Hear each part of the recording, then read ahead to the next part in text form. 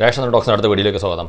അപ്പോൾ ഒരുപാട് പ്രതീക്ഷകളോടി തിയേറ്ററിലെത്തിയ സിനിമയാണ് ബറോസ് എന്ന് പറയുന്നത്. അതായത് ഡിസംബർ 25 ലാലേട്ടൻ്റെ ഒരു ഭാഗ്യദിനമായിട്ട് ഈ അടുത്ത കാലത്ത് ഫാസിൽ സാർ അത് ചൂണ്ടിക്കാണിക്കുകയും ലാലേട്ടൻ അത് മനസ്സിലാവുകയും ചെയ്തു എന്നുള്ള രീതിയിലുള്ള വാർത്തകളൊക്കെ നമ്മൾ കണ്ടിട്ടുണ്ട്.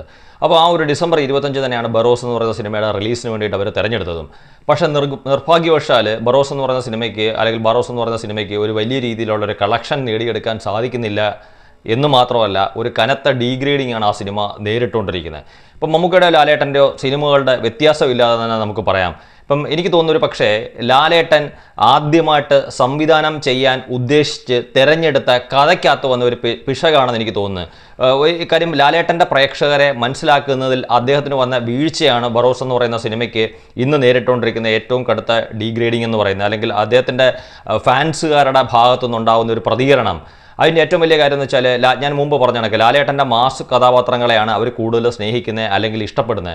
പക്ഷേ ലാലേട്ടനാകട്ടെ ആദ്യമായിട്ട് സംവിധാനം ചെയ്ത സമയത്ത് ഒരു കോടിക്കണക്കിന് രൂപ ചെലവഴിച്ചുകൊണ്ട് ഏറ്റവും മികച്ച രീതിയിൽ ഏറ്റവും മികച്ച ടെക്നീഷ്യൻസിനെ അദ്ദേഹത്തിൻ്റെ സിനിമയ്ക്കകത്ത് ഉൾപ്പെടുത്തിക്കൊണ്ട് ലോക സിനിമയിൽ, അതായത് ഹോളിവുഡ് സിനിമകളിലൂടെ കിടപിടിക്കുന്ന രീതിയിലുള്ള ഒരു വിഷ്വൽ ട്രീറ്റ് എന്നോ അല്ലെങ്കിൽ വിഷ്വൽ ഒരു ക്വാളിറ്റി എന്നൊക്കെ നമുക്ക് പറയത്തക്ക രീതിയിൽ എല്ലാം നിലനിർത്തിക്കൊണ്ടാണ് അദ്ദേഹം ഒരു സിനിമ ഒരുക്കിയത്. അപ്പോൾ അദ്ദേഹം ആദ്യം തന്നെ പറയുകയും ചെയ്തു ഇത് കുട്ടികൾക്കുള്ള സിനിമയാണെന്ന്. അപ്പം ഞാൻ കഴിഞ്ഞ ഒരു വീഡിയോയ്ക്കകത്ത് ഇത്തരത്തിലുള്ളൊരു കാര്യം പറഞ്ഞപ്പോൾ പലരും എന്നോട് ചില ആൾക്കാർ കമൻറ്റ് ചെയ്യുന്നുണ്ട്, കുട്ടികളുടെ സിനിമയെന്ന് പറഞ്ഞാൽ കുട്ടികൾ മാത്രമല്ലല്ലോ, കുട്ടികളെയും കൊണ്ട് മുതിർന്നവരല്ലേ തിയേറ്ററിലേക്ക് പോകുന്നത്, അപ്പോൾ മുതിർന്നവർക്കും ഇഷ്ടപ്പെട്ടാലല്ല പറ്റൂ, അല്ലെങ്കിൽ മുതിർന്നവർ അവരുടെ അഭിപ്രായം പറയുമെന്ന് പറഞ്ഞ്.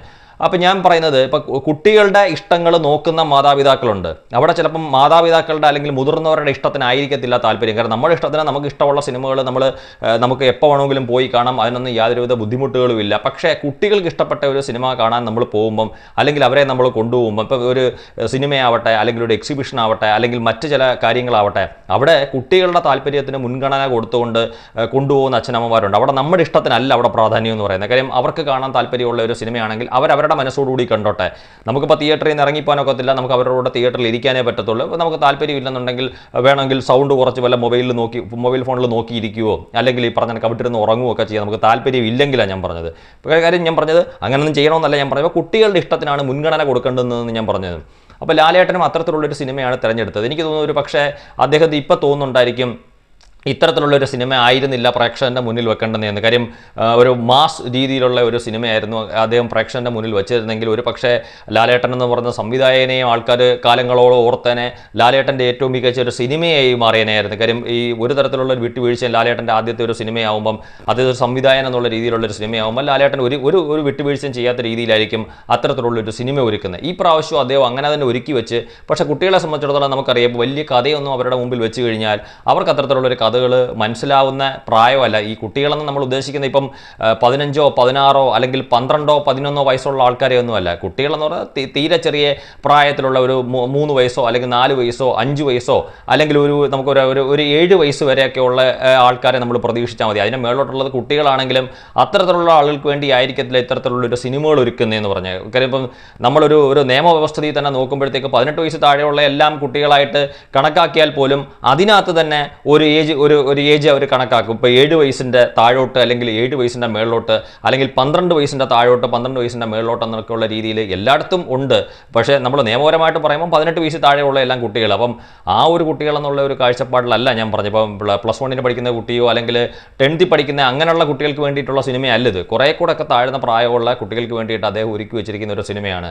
പക്ഷേ അതിന് കനത്ത ഡീഗ്രേഡിംഗ് ആണ് എല്ലാ ഭാഗത്തും. എനിക്കൊന്നും എൻ്റെ ഫാൻ ഷോ തന്നെ ഇല്ലായിരുന്നു. കാര്യം അദ്ദേഹത്തിൻ്റെ ഫാൻസുകാർ മറ്റുള്ളവർ തിയേറ്ററിൽ പോകുന്നതിന് മുമ്പ് ഫാൻ ഷോയ്ക്ക് കയറുന്ന ആൾക്കാർ ഒരു പക്ഷേ സിനിമ കണ്ടിട്ട് കൊള്ളില്ല എന്ന് പറഞ്ഞൊരു പ്രചരണം നടത്തിയാൽ അല്ലെങ്കിൽ അവരെവിടെങ്കിലും നിന്ന് പ്രതികരിച്ചു കഴിഞ്ഞാൽ അത് സിനിമയ്ക്ക് ദോഷമായിട്ട് ബാധിക്കുമെന്ന് അറിയാവുന്നത് കൊണ്ടായിരിക്കും ലാലേട്ടൻ ആദ്യം തന്നെ പറഞ്ഞത് അത്തരത്തിലുള്ളൊരു ഫാൻ ഷോ സംഘടിപ്പിക്കേണ്ടെന്ന കാര്യമില്ല എന്ന്.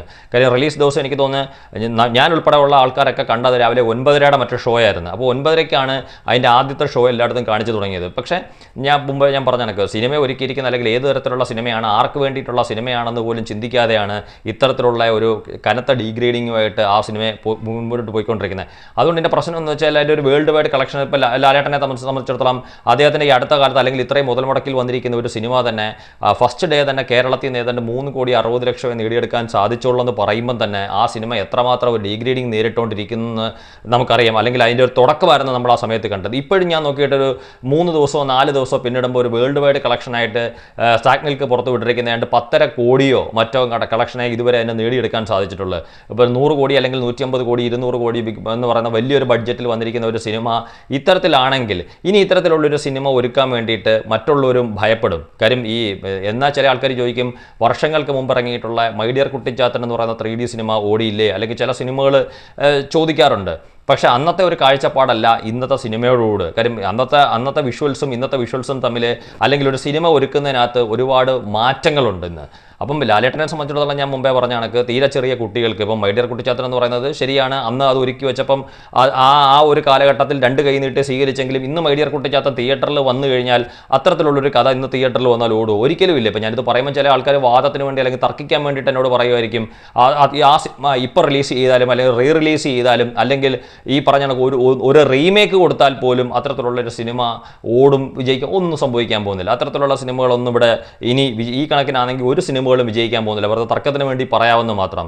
അപ്പം വെറുതെ ഒരു ഡീഗ്രേഡ് ചെയ്ത് ഇത്രയും കോടി മുതൽ മുടക്കിൽ വന്നിരിക്കുന്ന ഒരു സിനിമ പരാജയപ്പെടുത്തി കളയുന്നതിനെക്കാട്ടിലും ഇത്തരത്തിലുള്ളൊരു സിനിമകൾ നമ്മൾ കൈനീട്ടി സ്വീകരിക്കണം എന്ന് ഞാൻ എൻ്റെ പല വീഡിയോകളിലൂടെ ഞാൻ പറഞ്ഞിട്ടുണ്ട്. കാര്യം നമുക്കിപ്പം വ്യക്തിപരമായിട്ട് അല്ലെങ്കിൽ നമുക്കൊരു ഇഷ്ടങ്ങളുണ്ടാകുമ്പോൾ നമുക്കോടും ലാലേട്ടനോടും ഒക്കെ ഇഷ്ടമുണ്ടാകും. അപ്പം നമുക്ക് ഏതെങ്കിലും ഒരു നടനോടെ നമുക്ക് ആരാധന കുറേ കൂടും, അതിനകത്തൊന്നും സംശയമില്ല. പക്ഷേ സിനിമകളൊന്നും ഇവിടെ പരാജയപ്പെടരുത്. എൻ്റെ ഒരു കാഴ്ചപ്പാട് അതാണ്. കാര്യം നമുക്കിപ്പോൾ പറഞ്ഞാൽ നമ്മൾ മമ്മൂക്കയോ അല്ലെങ്കിൽ ലാലേട്ടനെയോ ഒക്കെ നമ്മൾ വിമർശിക്കും, എല്ലാവരെയും വിമർശിക്കും. അന്നേരം നമുക്ക് തോന്നുന്ന എന്താണോ അതുമായിട്ട് ബന്ധപ്പെട്ട് നമ്മൾ നമ്മുടെ മറുപടി പറയും. വിമർശിക്കുകയൊന്നുമല്ല, നമ്മുടെ മനസ്സിലിരിക്കുന്ന കാര്യങ്ങൾ പറയും.